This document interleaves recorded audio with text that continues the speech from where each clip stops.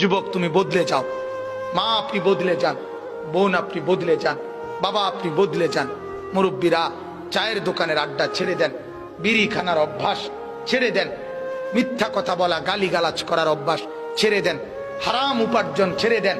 Television ঘরে নাটক, cinema, নর্তকীর নাচ, এই অবস্থায় কবরে যাইয়েন না বাজান। এভাবে কবরের ঘরে রাইখা, ঘরওয়ালাদেরকে টেলিভিশনের উপরে রাইখা আপনার কাছে অনুরোধ, কবরে যাইয়েন না। আমার আব্বা যেদিন কবরে গেছে, ইন্তেকাল করছে, আমরা 5 ভাই 3 বোন, আমাদের ছেলে পেলে মিল্লা 25 জন, প্রায় 25 জন আমরা চতুর্দিকে বসে আল্লাহর কোরআন পড়তেছিলাম।